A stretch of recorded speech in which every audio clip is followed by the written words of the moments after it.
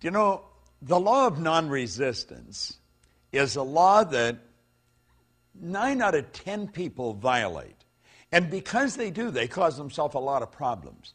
It's a pretty well-balanced individual that understands how to live in harmony and not let this get to them. The law of non-resistance. Think of this for a moment. When you go to do anything that's out of the box, where you're really going where you've never been before, you're going to meet with resistance.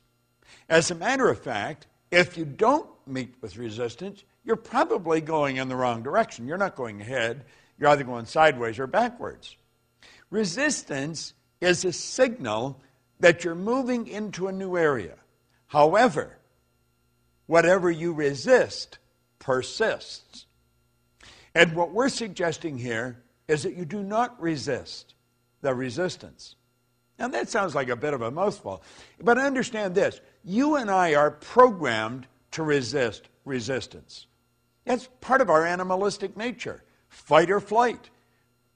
What we want to do is master this. And instead of fight or flight or react, let's respond. Do you know there's a beautiful concept? It's the law of psychological reciprocity that rests on this law. That law states, whenever you put good out, you'll get good back, but very rarely right away. When you put bad out, bang, you get it right back. Well, let's think about that for a moment. We'll use the martial arts as a metaphor here. Karate is a very hard form of martial arts. You whack me, I whack you. You kick me, I kick you. And we beat the daylights out of each other. That's resisting resistance. Karate is not the way we want to approach this. When somebody yells at us, let them yell. Let them vent all the negativity, but not hit back. Then you take judo.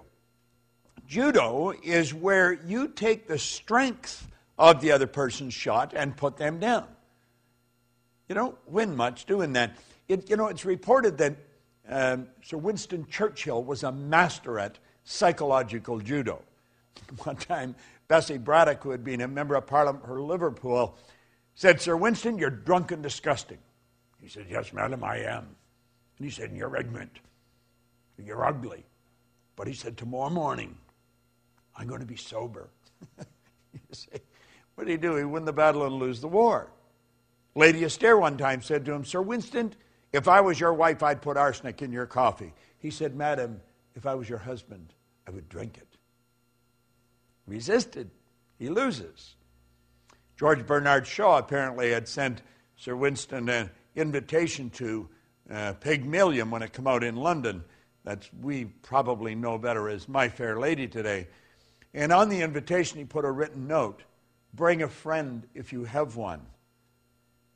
Sir Winston sent him a note back and saying that he was sorry he was tied up opening night, but he said, "If the play's still running the second night, I'd be glad to come and see it."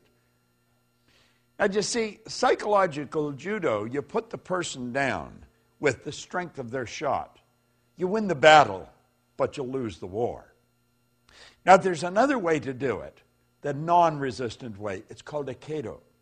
That's where you take a shot at me, I duck and let it keep on going. I take it and I duck and keep. You kick, I duck and keep on, let it keep on going. I do not let you touch me.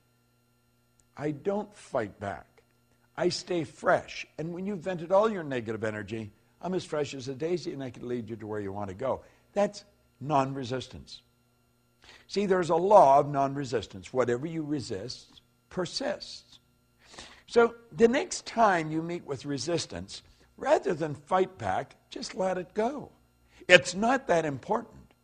And if you can get this law down pat, I guarantee you, you're going to have a good trip all the way to the top. Because you see, it's whenever we get out of the box, when we're moving ahead. I'm working on a new project. In fact, I've been working on it for a year.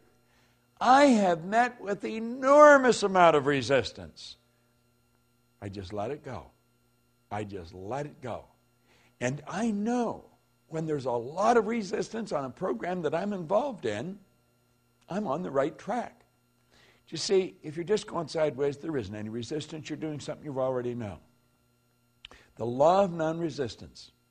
of these 11 laws that you're getting, this is one of the most important. Burn it into your mind. And remember, don't react, respond. I remember to close off with, I was doing a seminar with a bunch of teenagers in Hawaii one time. And I asked the kids, I said, what's the difference between reacting and responding? This one little 15-year-old girl looked off into space and she put her hand up. And she says, reacting is a habit. To respond, you have to think. It was the best answer I'd ever got. 15 years old. To react is a habit. To respond, you have to think. Now think of this.